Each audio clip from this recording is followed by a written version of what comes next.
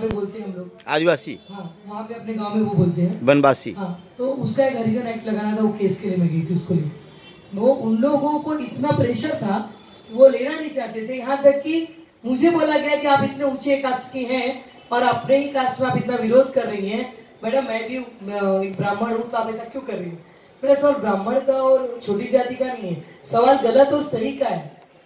मैं वहां पे अंत में उनको करना पड़ा और करके वो केस में करवा के लौटे। लेकिन जो महिला पुलिस है वहां की, वो बहुत वहां पे तकलीफ दी जाती है उनको। खाना वो अकेली, तो अपना परिवार छोड़ के अकेली रहती है, उनको 6 महीने में 3 महीने का वो भी बोलती है मैडम हमको हफ्ते भर की भी छुट्टी नहीं मिलती।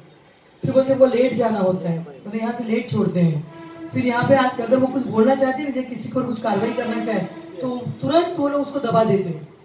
मतलब वो सिर्फ एक यूनिफॉर्म में एक सैलरी ले रही है, पर उनको कुछ भी डिसीजन लेने का और करने का अधिकार नहीं है।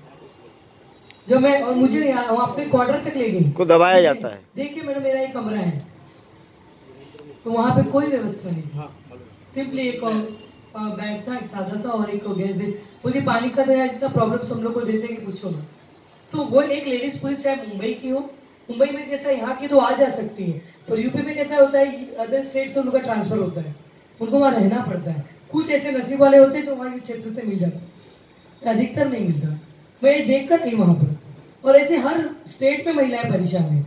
आप देखो अगर क्या खाली पुलिस के बारे में सर ने बोला, क्या महिला परेशान नहीं है। आज सर बोले कि मैं एफआईआर फटाफट करवाती हूँ, फटाफट एफआईआर होती क्यों है, क्यों होती है? क्योंकि मैंने उसके लिए फाइट किया हर जगह। सब जानते हैं कि मेरा कॉल जाने का मैं उसके लिए लड़ती हूँ, ऐसा नहीं कि मेरा कुछ वो है, ऐसे नहीं, समझती हूँ, करती हूँ, जब मुझे लगता है सही पॉइंट है तब तो मैं एफआईआर कराती हूँ। और अब तो एफआईआर का नियम आ गया कि पहले एफआईआर लो, बाद में इंक्वायरी करो, फिर कैसा अभी जस्ट आया हुआ है। लेकिन उसका रिपोर्ट पूरा आने के बाद जब मैं अपने यहाँ ह्यूमन राइट से पूरा लेट सर्च मार लेती हूँ ना, फिर मैं आगे कॉल करती हूँ, कोई मुझे चैलेंज करे तो मैं उसका जवाब दूँ। और मुझे लगता है महिला गलत फायदा उठाती है। एक कोल्हापुर से केस आया हुआ, अभी जस्ट हम लोग सॉल्व कर रहे हैं, सॉल्व कर दिया, मुझे कोल्हापुर जाना है, लेकिन उसमें महिला फायदा उठा रही है। तो मैंने सीधा उसका विरोध किया कि अगर कानून है महिलाओं के लिए तो इसका मतलब ये नहीं कि महिला से गलत फायदा उठाए।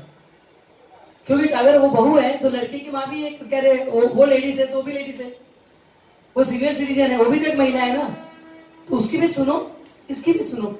वो भी केस, मतलब महिलाओं का अगर मैं उत्पीड़न बात करूँ क्या क्या बोलूँ, खुल के बोलूँ या ढक के बोलूँ, और उत्पीड़न तो हर तरह से हो रहा है ना, जो उचित है वही। आज मैं एक बड़े लेवल पे काम करती हूँ, बराबर है, मैं महिलाओं को सब मोटिवेट करती हूँ, और मेरी महिलाएं हैं भी, मेरी महिलाएं हैं भी, ऐसा नहीं कि नहीं करती है। एक को समझाने की देरी है, भले वो कितनी भी कमजोर, कितनी भी गिरी हालत में हो, अगर वो 2-3 दिन में अगर वो असली रूप में आ जाती है, मांडरा बोलो, अंधेरी बोलो, विटी बोलो, रेलवे पुलिस बोलो, गोरे गांव में कितना नाम लूं, कहाँ पे हमारे तरफ से, हमारे नाम से महिलाओं के लिए मेरा वहां पे दर्ज नहीं है केस। लेकिन महिलाएं आज भी इतना सब होने के बाद भी 21वीं सदी में बोलती है हम जी रहे हैं, परेशान है, परेशान है।